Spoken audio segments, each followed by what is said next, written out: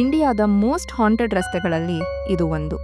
ಯಾವುದೋ ಕಾಡಿನ ಆಳದಲ್ಲಿ ಅಡಗಿರೋ ಅಂಥ ರಸ್ತೆ ಅಲ್ಲ, ಇಂಡಿಯಾದ ಕ್ಯಾಪಿಟಲ್ ಡೆಲ್ಲಿಯ ಸೆಂಟರಲ್ಲಿ ಇರೋವಂಥ ರಸ್ತೆ ಇದು. Welcome back guys.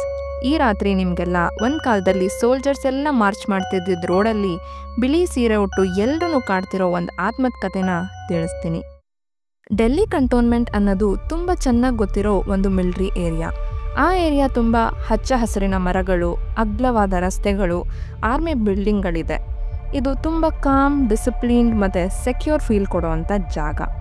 ಆದರೆ ಬೆಳಗ್ಗೆ ಮಾತ್ರ ಒಂದು ಸಲ ಸೂರ್ಯ ಮುಳುಗಿದ ಮೇಲೆ ಈ ಜಾಗದ ಎಂಟೈರ್ ವಾತಾವರಣನೇ ಚೇಂಜ್ ಆಗಿಬಿಡುತ್ತೆ. ಅಲ್ಲಿ ಓಡಾಡಿರೋ ಅಂಥ locals, taxi drivers, night shift ವರ್ಕರ್ಸ್ಗಳೆಲ್ಲ ಇಲ್ಲಿ ನಮ್ಮ ಜಗತ್ತಿಗೆ ಸೇರದೇ ಇರೋದು ಏನೋ ಇದೆ. ಅದರಲ್ಲೂ ಒಂದಷ್ಟುದ್ದ ದಾರಿ ಕೂಡ ತುಂಬ ನಿಶಬ್ದವಾಗಿರುತ್ತೆ. ಹಾಗೆ ಕೆಲವೊಂದು ಸಲ ಯಾರು ಕೂಡ ಇಲ್ಲದೆ ಇದ್ದಾಗ ಖಾಲಿ ರಸ್ತೆಯಲ್ಲಿ ಹೆಜ್ಜೆ ಶಬ್ದ ಕೇಳಿರೋದು ಇದೆ ಅಂತ ಹೇಳಿದ್ದಾರೆ. ಎಷ್ಟೋ ವರ್ಷಗಳ ಹಿಂದೆ ಶುರುವಾಗಿರೋ ಕತೆ ಇದು, ಎಷ್ಟೋ ದಶಕಗಳ ಹಿಂದೆನೇ ಅಂತ ಒಂದಷ್ಟು ಜನ ಹೇಳಿದ್ರೆ, ಇನ್ನು ಕೆಲವರು ಇದನ್ನು ಯಾರ್ದೋ ಶಾಪ ಅಂತ ಕೂಡ ಹೇಳ್ತಾರೆ. ಆದರೆ ಎಲ್ಲರೂ ಒಪ್ಪುವಂಥ ವಿಷಯ ಏನಂದರೆ, ರಾತ್ರಿ ಕಾಣಿಸೋವಂಥ ಆತ್ಮ ಮಾಟಗಾತಿದು ಅನ್ನೋದು. ಉದ್ದವಾಗಿರೋ ಬಿಳಿ ಸೀರೆ, ಮುಖ ಎಲ್ಲ ಮುಚ್ಚಿರೋ ಅವಳು ಕೂದಲು, ಹೀಗೆ ಅವಳು ಯಾವಾಗಲೂ ಒಂದೇ ರೀತಿ ಕಾಣಿಸ್ತಾಳೆ. ನಿಶಬ್ದವಾಗಿರೋ ರಸ್ತೆಯಲ್ಲಿ ಒಂಟಿಯಾಗಿ ಕಾಯ್ತಾ ನಿಂತಿರ್ತಾಳೆ. ಖಾಲಿ ರಸ್ತೆಯಲ್ಲಿ ಯಾರಾದರೂ ಡ್ರೈವ್ ಮಾಡ್ಕೊಂಡು ಬಂದರೆ ಅವ್ರ ಹತ್ರ ಅವಳು ಲಿಫ್ಟ್ ಕೇಳ್ತಾಳೆ. ಲಿಫ್ಟ್ ಕೊಡೋಕ್ಕೆ ಅವ್ರು ಒಪ್ಪದೇ ಇದ್ದರೆ ಯಾರೂ ಇಮ್ಯಾಜಿನ್ ಮಾಡೋಕ್ಕಾಗದೇ ಇರೋ ಸ್ಪೀಡಲ್ಲಿ ಆ ಗಾಡಿನ ಬರೀಗಾಲಲ್ಲಿ ಚೇಸ್ ಮಾಡ್ತಾಳೆ ಅಂತ ಹೇಳಿದ್ದಾರೆ. ಅಷ್ಟೇ ಅಲ್ಲದೆ ಇದ್ದಕ್ಕಿದ್ದ ಹಾಗೆ ಗಾಡಿ ಹಿಂದಿನ ಸೀಟಲ್ಲಿ ಕೂಡ ಪ್ರತ್ಯಕ್ಷ ಆಗಿದ್ದಾಳೆ ಅಂತಾನೂ ಹೇಳ್ತಾರೆ. ಇಲ್ಲಿ ನಡೆದಿರುವಂಥ ನಿಜವಾದ ಘಟನೆಗಳಲ್ಲಿ ಒಂದೆರಡನ್ನ ನಿಮ್ಮ ಜೊತೆ ಶೇರ್ ಮಾಡ್ತೀನಿ. ಆರ್ಮಿ ಡ್ರೈವರ್ ಕೆಲಸಕ್ಕೆ ಒಬ್ಬ ಹೊಸದಾಗಿ ಜಾಯ್ನ್ ಆಗಿರ್ತಾನೆ. ಈ ಡೆಲ್ಲಿ ಕಂಟೋನ್ಮೆಂಟ್ ರೂಟ್ ಕೂಡ ಅವನಿಗೆ ಹೊಸದು. ಜಾಯ್ನ್ ಆಗಿ ಸ್ವಲ್ಪ ದಿನಕ್ಕೆ ಮಿಡ್ನೈಟಲ್ಲಿ ಒಬ್ಬ ಸೀನಿಯರ್ ಆಫೀಸರ್ನ ಪಿಕಪ್ ಮಾಡೋಕ್ಕೆ ಹೋಗ್ತಾ ಇರ್ತಾನೆ. ತುಂಬ ನಿಶಬ್ದವಾಗಿರೋ ಕಡು ಕತ್ತಲು ಆವರಿಸಿರೋ ಆ ರಸ್ತೆಯಲ್ಲಿ ಹೋಗುವಾಗ ಅಲ್ಲೇ ಪಕ್ಕದಲ್ಲಿ ಒಂಟಿ ಹೆಂಗಸು ಅವನನ್ನು ಕೈ ಬೀಸಿ ಕರೀತಾಳೆ. ಆದರೆ ಅವನಿಗೆ ಆಫೀಸರ್ನ ಪಿಕಪ್ ಮಾಡೋದೇ ಮುಖ್ಯ ಆಗಿರುತ್ತೆ. ಅದರಿಂದ ಗಾಡಿನ ನಿಲ್ಲಿಸದೆ ಹಾಗೆ ಹೋಗ್ತಾನೆ. ಅವಳನ್ನು ದಾಟಿ ಸ್ವಲ್ಪ ಮುಂದಕ್ಕೆ ಹೋಗ್ತಿದ್ದ ಹಾಗೇನೆ ಅವನಿಗೆ ಜೀಪ್ ಮೇಲಿಂದ ಏನೋ ಶಬ್ದ ಕೇಳಿಸೋಕ್ಕೆ ಶುರು ಆಗುತ್ತೆ. ಏನು ಅಂತ ನೋಡೋಕ್ಕೆ ಹೋದಾಗ ಮಿರರಲ್ಲಿ ಅವನಿಗೆ ಅವಳ ಮುಖ ಮಾತ್ರ ಉಲ್ಟಾ ಕಾಣಿಸುತ್ತೆ. ಇದನ್ನು ನೋಡಿ ಗಾಬರಿಯಾಗಿ ಭಯದಿಂದ ಗಾಡಿನ ಕಂಟ್ರೋಲ್ ಮಾಡೋಕ್ಕಾಗದೆ ಮರಕ್ಕೆ ಡಿಕ್ಕಿ ಹೊಡ್ಕೋತಾನೆ. ಇದರಿಂದ ಜೀವಕ್ಕೇನೂ ಅಪಾಯ ಆಗದೆ ಉಳ್ಕೋತಾನೆ. ಆದರೆ ಈ ಇನ್ಸಿಡೆಂಟ್ ಆದಮೇಲೆ ಮತ್ತೆ ಯಾವತ್ತೂ ಆ ರೋಡ್ ಕಡೆ ತಲೆ ಕೂಡ ಹಾಕಿಲ್ಲ. 3 ಜನ ಫ್ರೆಂಡ್ಸು ಒಂದು ಲೇಟ್ ನೈಟ್ ಪಾರ್ಟಿ ಮುಗಿಸ್ಕೊಂಡು ಆ ರೋಡಲ್ಲಿ ಬೈಕಲ್ಲಿ ಹೋಗ್ತಾ ಇರ್ತಾರೆ.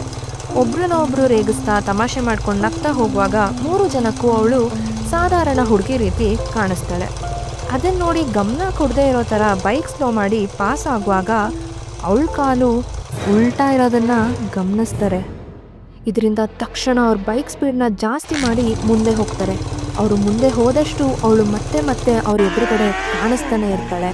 ಸಡನ್ನಾಗಿ ಬೈಕ್ ನಿಂತೋಗುತ್ತೆ. ಹಿಂದೆಯಿಂದ ಯಾರ್ದೋ ನಗು ಜೋರಾಗಿ ಕೇಳಿಸುತ್ತೆ. ತಿರುಗಿ ನೋಡಿದ್ರೆ ಯಾರೂ ಕಾಣಿಸಲ್ಲ. ತುಂಬ ಭಯದಿಂದ ಗಾಡಿನ ಎಷ್ಟೊಂದು ಸಲ ಸ್ಟಾರ್ಟ್ ಮಾಡೋಕ್ಕೆ ಟ್ರೈ ಮಾಡ್ತಾರೆ. ಒಂದು ಸಲ ಅದು ಸ್ಟಾರ್ಟ್ ಆಗುತ್ತೆ. ಗಾಡಿ ಸ್ಟಾರ್ಟ್ ಆಗಿದ್ದ ಖುಷಿ ಜೊತೆಗೆ ಮತ್ತೆ ಎಲ್ಲಿ ಬರ್ತಾಳೋ ಅನ್ನೋ ಭಯದಲ್ಲಿ ಬೇಗ ಮನೆಗೆ ಹೋಗ್ಬಿಡ್ತಾರೆ. ಈ ಆತ್ಮ ಯಾರ್ದಾಗಿರ್ಬೋದು?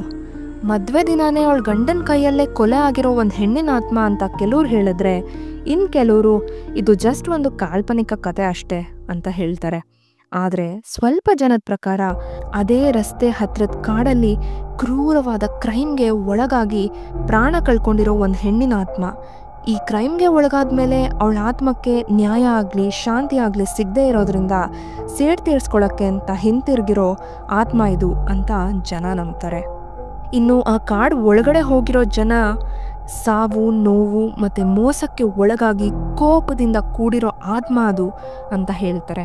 ಜನನ ಸೆಳೆಯೋ ಅವಳ ವಾಯ್ಸ್ ಕೇಳಿ ಹತ್ತಿರ ಹೋದರೆ ಅವಳ ನಿಜವಾದ ರೂಪ ತಿಳಿಯುತ್ತೆ.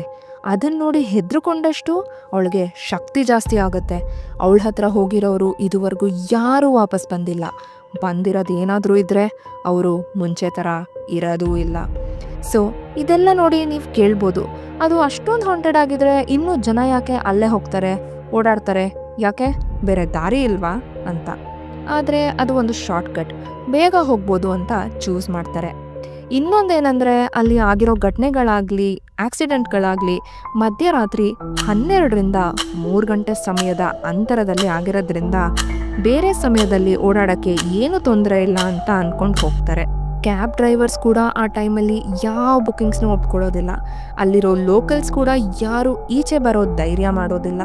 ಇನ್ನು ಅಲ್ಲೇ ಉಳ್ಕೊಳ್ಳೇಬೇಕಾಗಿರೋವಂಥ ಆರ್ಮಿಯವ್ರನ್ನ ಕೇಳೋದಾದರೆ ಯಾವುದೇ ಕಾರಣಕ್ಕೂ ಆ ಟೈಮಲ್ಲಿ ಗೊತ್ತಿಲ್ಲದೆ ಇರೋರನ್ನ ಗಾಡಿಗೆ ಹತ್ತಿಸ್ಬೇಡಿ.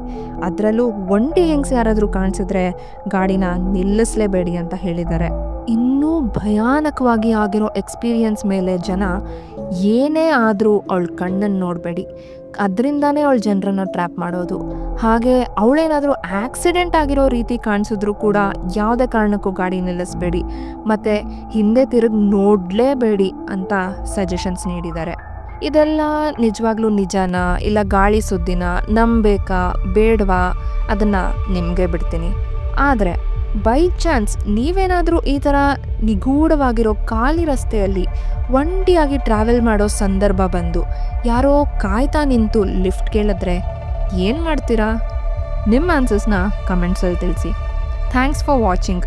ಈ ಕತೆ ನಿಮಗೆ ಇಷ್ಟ ಆಗಿದ್ರೆ ಒಂದು ಲೈಕ್ ಕೊಟ್ಟು ಸಬ್ಸ್ಕ್ರೈಬ್ ಮಾಡೋದನ್ನ ಮರಿಬೇಡಿ. ಇನ್ನೂ ಒಳ್ಳೆ ಕತೆಗಳನ್ನ ತರ್ತೀನಿ, ಆದಷ್ಟು ಸಪೋರ್ಟ್ ಮಾಡಿ.